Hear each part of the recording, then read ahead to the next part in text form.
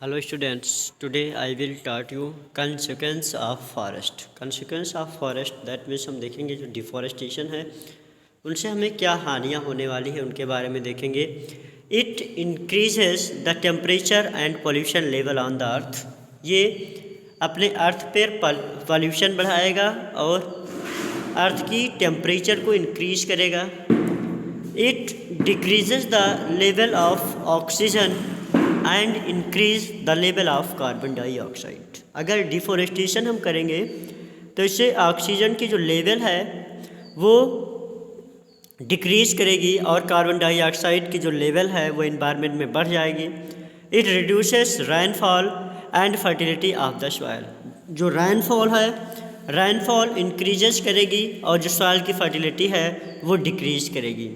It leads to global warming as increased level of carbon dioxide trap more heat from sun।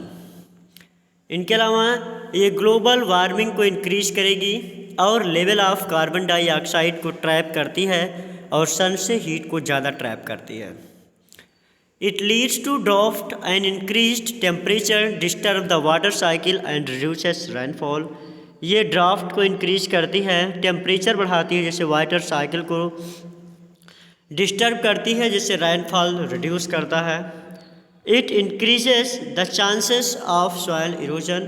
और ये soil erosion को increase करती है और जो प्रोटेक्टिव लेयर है उसको पूरी तरीके से लॉस करती है, जैसे वेजिटेशन ख़त्म हो जाती है। सॉइल जो है वो ईजिली इरोडेट कर जाती है फास्ट करेंट्स और वाटर स्टॉर्म से।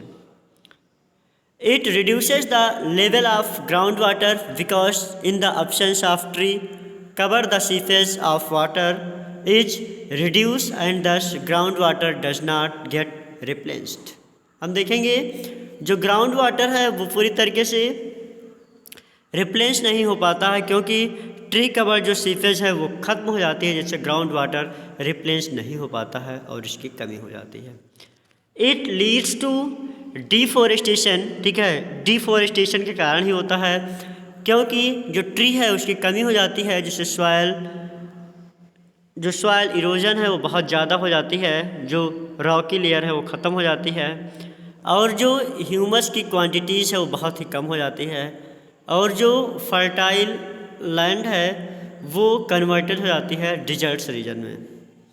इनके अलावा नेक्स्ट देखेंगे effect of human activities on environments. Forest are being cleared for human settlements and cultivating crops. जो फॉरेस्ट है वो क्लियर हो जाती है, जिससे जो ह्यूमन सेटलमेंट्स और जो कल्टिवेटिंग क्रॉप्स है वो ख़त्म हो जाती है। जो इंक्रीजिंग पॉपुलेशन इंक्रीज कर रही है, इससे जो डोमेस्टिक एनिमल्स वगैरह ओवर ग्रेजिंग बहुत ज़्यादा कर रहे हैं, जिससे वो जो ग्रास लैंड वनिश करते हैं, जिससे ओवर क्रॉपिंग होने की वजह से पॉपुलेशन बढ़ने से ओवर ग्रेजिंग से सॉइल जो है वो डिस्टर्ब हो रही है। Trees are also being cut for timber and make furniture, paper product and other commercial uses. जो ट्री को हम कट करते हैं जिससे टिम्बर प्राप्त करते हैं, फर्नीचर, पेपर प्रोडक्ट वगैरह, जिससे कॉमर्शियल जो यूजेस हैं इनकी वो बढ़ रही हैं। बायोडाइवर्सिटी भी our planet is home of diverse variety of plants. जो अपना होम है वो डाइवर्स वेराइटी ऑफ प्लांट्स पाई जाती है, एनिमल्स और माइक्रो ऑर्गेनिज्म, जिसमें डिफरेंट वेराइटी के ऑर्गेनिजम्स पाए जाते हैं जिनको बायोडाइवर्सिटी या फिर बायोलॉजिकल डाइवर्सिटी कहते हैं। जो प्लांट्स हैं सारे प्लांट्स सारी जगह पर ग्रो नहीं कर पाते हैं। जो एनिमल्स हैं वो भी डिफरेंट रीजन में अपने आप को ग्रो करते हैं। जैसे हम देखते हैं पीपल, बनियान टीक ट्री, ठीक है, वो बेटर फॉरेस्ट रीजन में ही पाए जाते हैं।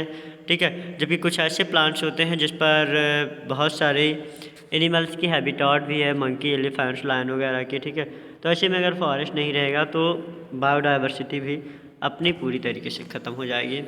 फ्लोरा और फना की बात हम करेंगे तो जितने भी प्लांट्स हैं किसी भी पर्टिकुलर एरिया में उनको फ्लोरा कहते हैं और किसी भी पर्टिकुलर एरिया में जो एनिमल्स पाए जाते हैं उसको हम फना कहते हैं।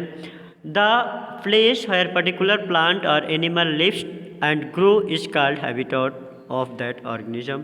जो प्लेस है किसी भी पर्टिकुलर प्लेस पर या फिर पर्टिकुलर एरिया में जो प्लांट्स और एनिमल हैं उनको आप हैबिटेट ऑफ एन ऑर्गेनिजम्स कहेंगे। ठीक है, इनके अलावा हम देखेंगे स्पीसीज़ की बात करेंगे। जो ऑर्गेनिजम्स हैं, ठीक है, उनमें पूरी तरीके से जो डिफरेंट टाइप के ब्रीड्स पाए जाते हैं उसको हम स्पीसीज़ कहते हैं। कुछ ऐसे स्पीसीज़ होते हैं जो किसी पर्टिकुलर एरिया में रिस्ट्रिक्टेड होते हैं, उनको हम इंडेमिक स्पीसीज़ कहते हैं। ठीक है, और जो इंडेमिक जोन होती है वो स्टेट या किसी भी कंट्री में, ठीक है, एग्जाम्पल के लिए पिग्मी हॉग और होलॉक की बात करेंगे। जो इंडेमिक्स होते हैं असम्स वगैरह में, जो इंसेक्टिवोरस या फिर पिचर प्लांट्स होते हैं वो इंडेमिक हैं मेघालय में।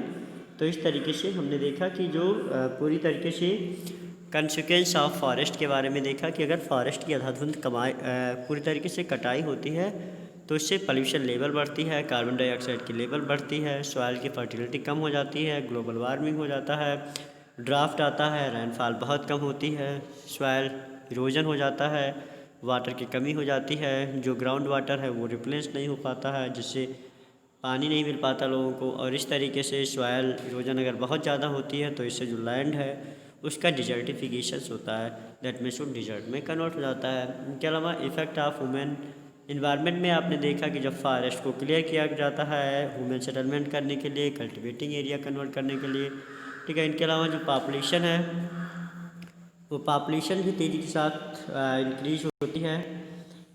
तो इन सारे के बारे में हमने देखा, फिर फ्लोरा और फना के बारे में देखा, और जो आगे की वीडियोज़ है वो आपको अगले वीडियोज़ में दी जाएगी।